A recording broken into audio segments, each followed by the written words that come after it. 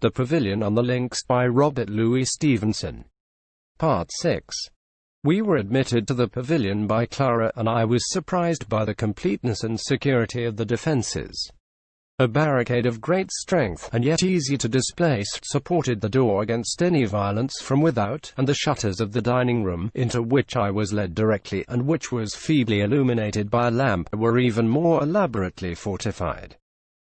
The panels were strengthened by bars and crossbars, and these, in their turn, were kept in position by a system of braces and struts, some abutting on the floor, some on the roof, and others, in fine, against the opposite wall of the apartment. It was at once a solid and well-designed piece of carpentry, and I did not seek to conceal my admiration. "I am the engineer," said Northmore. "You remember the planks in the garden? Behold them." "I did not know you had so many talents," said I. "Are you armed?" he continued, pointing to an array of guns and pistols, all in admirable order, which stood in line against the wall or were displayed upon the sideboard. "Thank you," I returned. "I have gone armed since our last encounter. But to tell you the truth, I have had nothing to eat since early yesterday evening." Northmore produced some cold meat, to which I eagerly set myself, and a bottle of good Burgundy, by which, wet as I was, I did not scruple to profit. I have always been an extreme temperance man on principle, but it is useless to push principle to excess, and on this occasion I believe that I finished 3/4 of the bottle. As I eat, I still continue to admire the preparations for defense. "We could stand a siege," I said at length. "Yes," drawled Northmore, "a very little one, perhaps. It is not so much the strength of the pavilion I misdoubt, it is the double danger that kills me. If we get to shooting, wild as the country is, someone is sure to hear it, and then, why then it's the same thing, only different, as they say, caged by law, or killed by carbonari. There's the choice. It is a devilish bad thing to have the law against you in this world, and so I tell the old gentleman upstairs. He is quite of my way of thinking." "Speaking of that," said I, "what kind of person is he?" "Oh," he cried the other, "he's a rancid fellow, as far as he goes. I should like to have his neck wrung tomorrow by all the devils in Italy. I am not in this affair for him. You take me. I made a bargain for Mrs. Hand, and I mean to have it too." "That, by the way," said I understand. But how will Mr. Huddleston take my intrusion?" "Leave that to Clara," returned Northmore. I could have struck him in the face for his coarse familiarity, but I respected the truce, as, I am bound to say, did Northmore, and so long as the danger continued, not a cloud arose in our relation. I bear him this testimony with the most unfeigned satisfaction, nor am I without pride when I look back upon my own behavior. For surely no two men were ever left in a position so invidious and irritating. As soon as I had done eating, we proceeded to inspect the lower floor. Window by window we tried the different supports, now and then making an inconsiderable change, and the strokes of the hammer sounded with startling loudness through the house. I proposed, I remember, to make loopholes, but he told me they were already made in the windows of the upper story. It was an anxious business, this inspection, and left me downhearted. There were 2 doors and 5 windows to protect, and, counting Clara, only 4 of us to defend them against an unknown number of foes. I communicated my doubts to Northmore, who assured me, with unmoved composure, that he entirely shared them.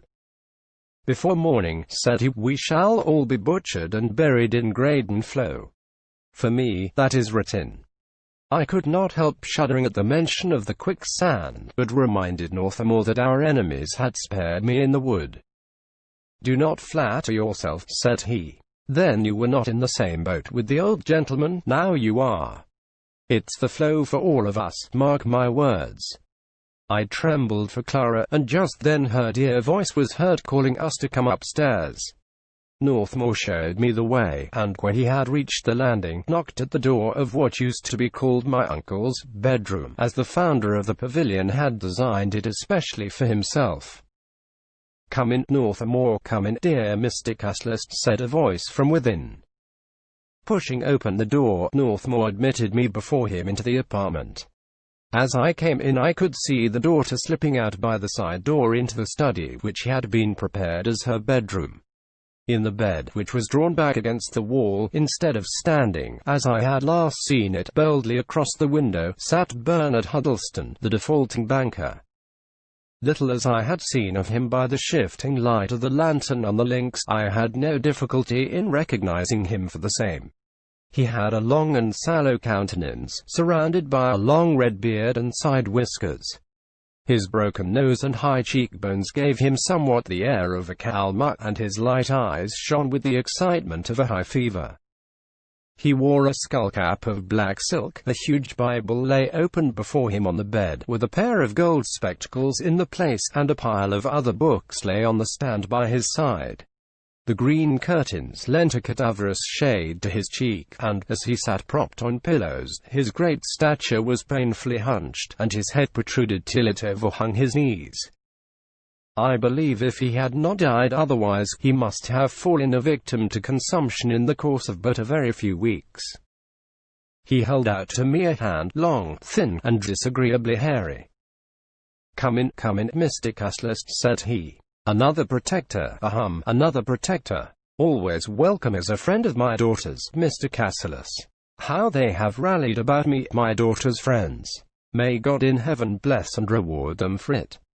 I gave him my hand, of course, because I could not help it, but the sympathy I had been prepared to feel for Clara's father was immediately soured by his appearance, and the wheedling, unreal tones in which he spoke.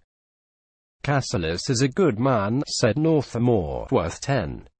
"So I hear," cried Mr. Huddleston eagerly, "so my girl tells me. Mr. Cassilis, my son has found me out, you see. I am very low, but I hope equally penitent. We must all come to the throne of grace at last, Mr. Cassilis. For my part, I come late indeed, but with unfeigned humility, I trust." "Fiddle-de-dee," said Northmore roughly. No, dear Northmore," cried the banker. "You must not say that. You must not try to shake me. You forget, my dear, good boy, you forget I may be called this very night before my Maker." His excitement was pitiful to behold, and I felt myself grow indignant with Northmore, whose infidel opinions I well knew, and heartily despised, as he continued to taunt the poor sinner out of his humour of repentance. "But my dear Huddleston," said he, "you do yourself injustice. You are a man of the world inside and out, and were up to all kinds of mischief before I was born.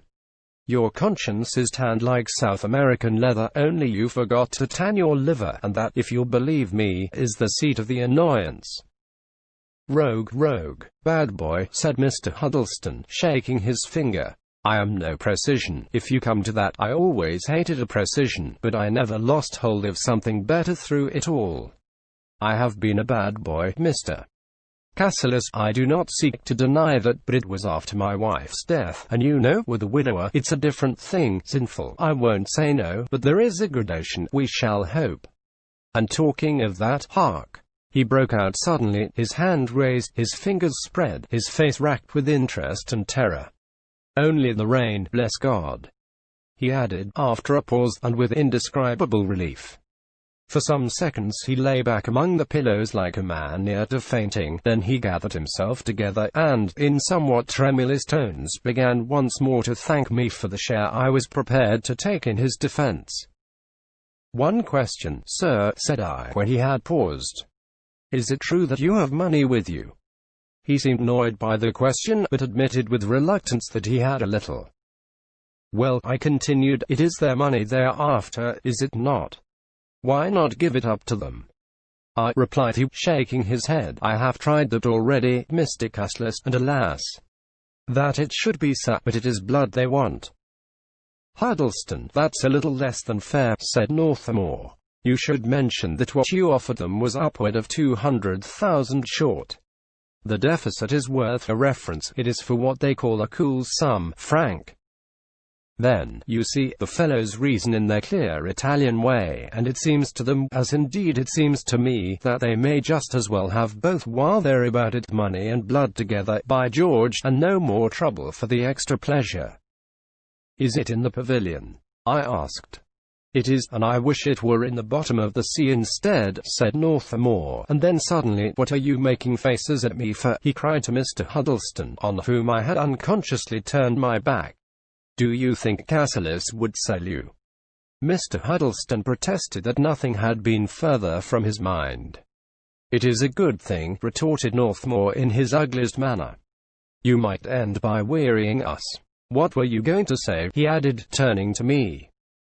"I was going to propose an occupation for the afternoon," said I. "Let us carry that money out, piece by piece, and lay it down before the pavilion door. If the Carbonari come, why, it's theirs at any rate." "No, no," cried Mr. Huddleston, "it does not. It cannot belong to them. It should be distributed pro rata among all my creditors." "Come now, Huddleston," said Northmore, "none of that." "Well, but my daughter," moaned the wretched man. "Your daughter will do well enough. Here are two suitors, Cassilis and I, neither of us beggars, between whom she has to choose. And as for yourself, to make an end of arguments, you have no right to a farthing, and, unless I'm much mistaken, you are going to die." It was certainly very cruelly said, but Mr. Huddleston was a man who attracted little sympathy, and, although I saw him wince and shudder, I mentally endorsed the rebuke. Nay, I added a contribution of my own. "Northmore and I said, are willing enough to help you to save your life, but not to escape with stolen property." He struggled for a while with himself, as though he were on the point of giving way to anger, but prudence had the best of the controversy. "My dear boys," he said, "do with me or my money what you will. I leave all in your hands. Let me compose myself." And so we left him, gladly enough I am sure. The last that I saw, he had once more taken up his great Bible, and with tremulous hands was adjusting his spectacles to read.